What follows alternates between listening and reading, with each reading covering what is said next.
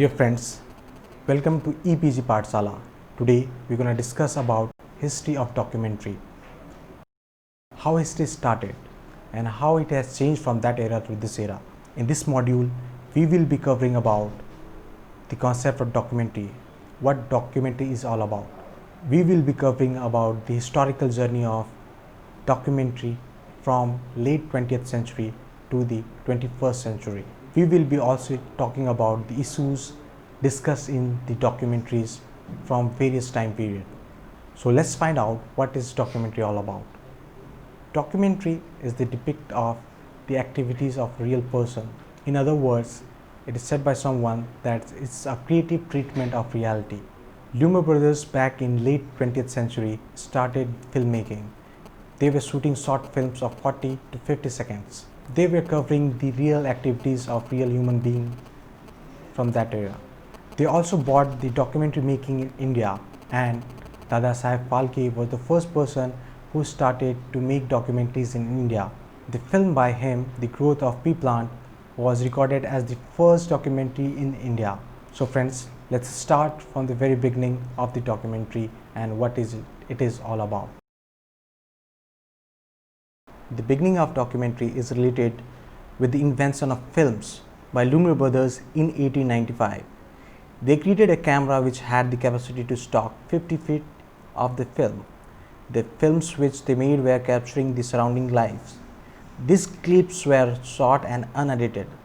They were known as actualities. They screened their 1 minute long film featuring a train pulling into the station. Audience were surprised to see these moving photographs as they were watching the detail of movement captured by a film camera for the first time. The film Nanook of the North is a documentary on Eskimos' life made by Robert Flatiron in 1922. It is regarded as the first official documentary of the planet. To make this documentary more dramatic and exciting, Flatiron had staged most of the scenes for the camera. He is also known as the father of documentary. Flatiron made several films like Mona in 1926, Man of Iron in 1934, Louisiana Story in 1948, dealing with the Kanjos in the swamps of Louisiana. A few years later, Russia also produced some documentaries. Digza Vertov, a Russian filmmaker who was a lover of modernity, future of machines, fast editing process in films, altered motion and superimpositions. He preferred to present actuality to stimulate audience toward a future consciousness. He made some documentaries like The Man with the Move Camera in 1929, Enthusiasm in 1931, and the 3 songs about Lenin in 1934. John Gerson said that a documentary is the creative treatment of reality. Night Mail in 1936 by Gerson was the first international film which was about a mail train from London to Edinburgh. The film and the editing process emphasizes on the poetic elements of film, from movement, rhythm, light, and sound. Critics though accused Gerson for neglecting the social and political issues in his film in favor of a modernist approach that celebrated masonry more than human being. If we talk about documentaries in India, Dhunraj Govind Phalke, father of Indian cinema, introduced a short film, The Growth of a Pea Plant, for the first time to Indian audience. The Growth of a Pea Plant not only established Phalke's credits beyond doubt, but also gave the Indian cinema its first documentary. The content of this documentary was quite amazing because Phalke planted a pea in an earthen pot and recorded its growth with his simple €5 movie camera, 1 frame at a time by means of time-lapse photography. Star Film Company, the Prabhat Film Company and the Imperial Film Company of Bombay continued to make topical with the help of their cameramen. There were other filmmakers and cameramen in the other centers too. They were R. Praksha, C. Rangya in Madras, as also K. Subramaniam, who seemed to specialize in travegrass for the railways.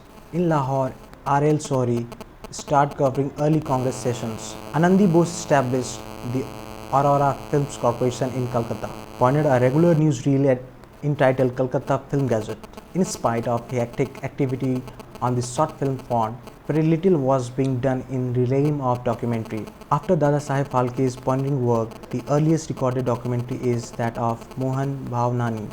In a historical survey of the short film movement, Bhavnani records, I came to be interested in the documentary in 1929 when I was producing my feature film Vasantena in South India. I made a two-reel short named Mysore Gem City of India and yet another called Keda about elephant rapping in Mysore. But these met with the same fate as other documentary produced at that time here and had a very limited showing. Bhavnani's statement draws a clear picture regarding early documentary making scenario in India. Films were a part of major attraction for Indian viewers rather than documentaries. The credit for ushering the growth of documentary filmmaking in India goes to Dr. P.V. Pathi, K.S. Hirlekar and D.G. Tendulkar, who brought optimistic views to Indian documentary filmmakers.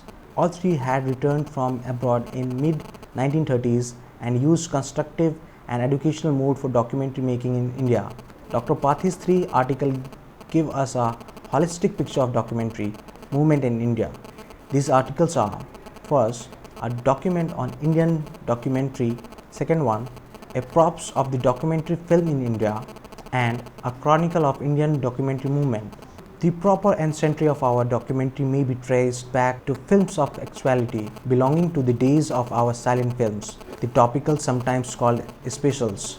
There is the evidence of the sporadic production of such topical, stressing on us the fact that the pioneers of our film industry were conscious of the factual aspects of film. They were topical of the Congress activities. They were topical of celebrities in Indian states. They were topical of Maharaja's birthday celebrations and were topical of festival and fair. Any film that was recorded of actuality went under the generic name of topical. The earliest of such attempts of filming events of mass importance is perhaps the topical of funeral procession and the cremation of the great national leader Bal Gangadhar Tilak, and a topical of general session of Indian National Congress held at Madras. Sequences from these reels have been incorporated in the 11-reel biography, the only of its length and kind made in India, of the life and the activities of Gandhiji, made by A.K. Chettiar and released on the first Independence Day, August 15, 1947. Among our pioneers, Dadasaheb Phalke and Narayan Davre are the few names who made topical films. Institutions like Star Film Company, Prabhat Film Company in Pune, Bombay Talkies, Imperial Films Company of Bombay, Aurora Films Corporation of Kolkata, Madam Theatre also contributed in making up topical.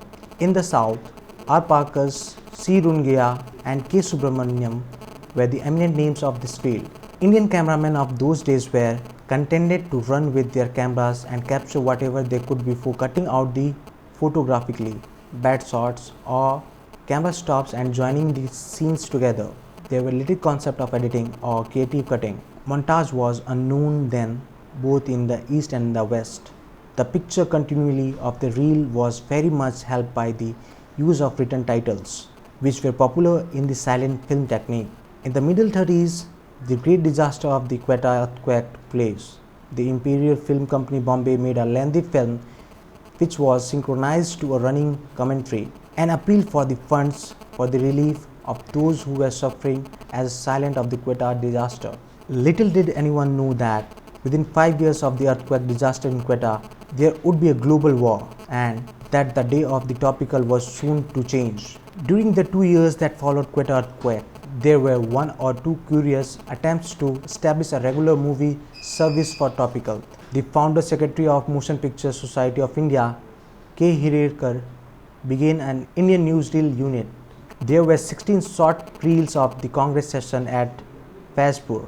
It was about this time that this writer himself was a cog in the machinery of the documentary production in India, and much of the rest of this story comes from first-hand personal experience. A landmark in the story of the Indian documentary was made in 1938 when Wadia Movietone and Chicago Radio, in a combined effort, covered the Haripura Congress session at which Subhash Chandra Bose was the president.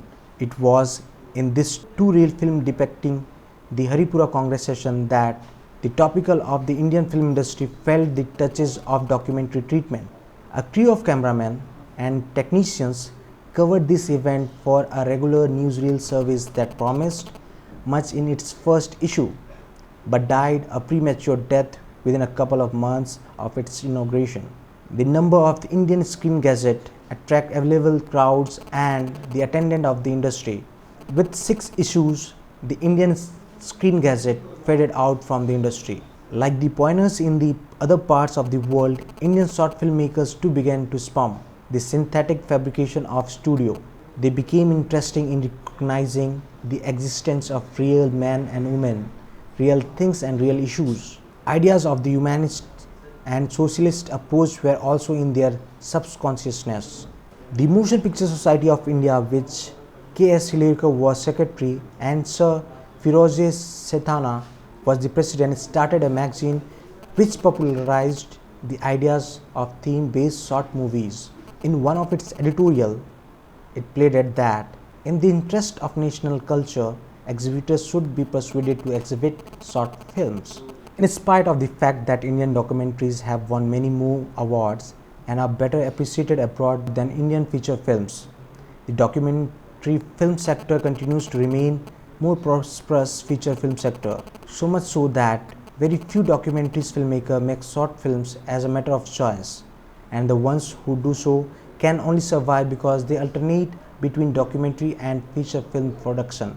Adur Gopal Krishnan, Arindam Gautam Ghosh, Shyam Benegal are some of the examples. Let us take a close look at the content used in the documentaries produced in India. Akbar in 1967, a 23-minute film, gives a glimpse of the life of the great King Akbar as seen through the painting of Muslim and Hindu artists, mainly of the 16th century.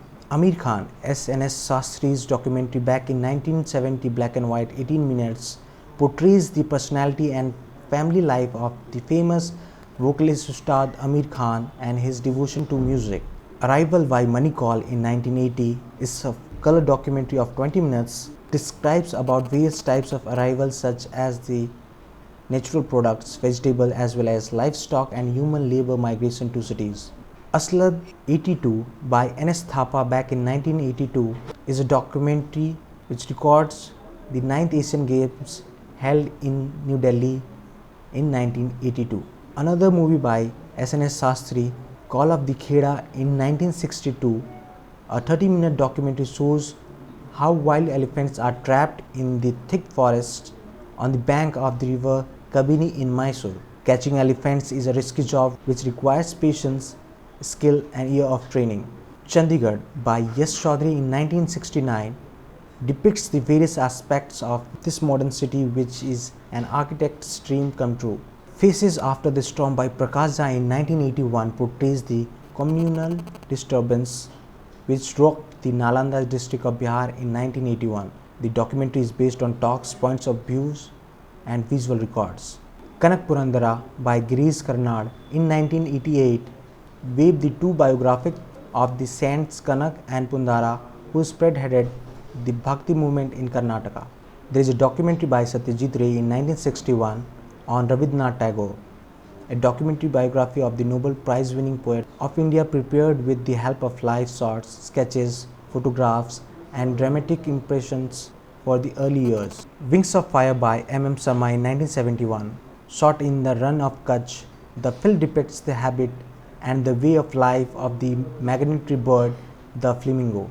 You Said It by Ram Mohan in 1972, an 8-minute documentary is all about the role of common man in democracy. The film also talks about the duties and responsibilities of the citizen. So friends, we have discussed all about the historical journey of documentary from the late 20th century and how it has evolved in India and how the different organization has participated, how the different filmmakers have contributed to different time period. The filmmakers from that period have made several documentaries and had discussed various activities and various real issues from that period to this period. As we can see, some of the modern filmmakers also making feature film and also making the documentaries, and they have changed the concept of the reality and the presentation of reality in a different manner. In this module, we have covered that what is documentary, how it started, and which was the first documentary, and how the different Indian documentary makers have changed the filmmaking and documentary making from that period to this period. they have superimposed various topics, various real issues, various political issues, various current scenario issues to make awareness in the society. As we can say, the documentary is the representation of the real people or real activities in a recorded manner. Documentary represents the real activity to inspire others. So I'm going to sum up with this one. Thank you.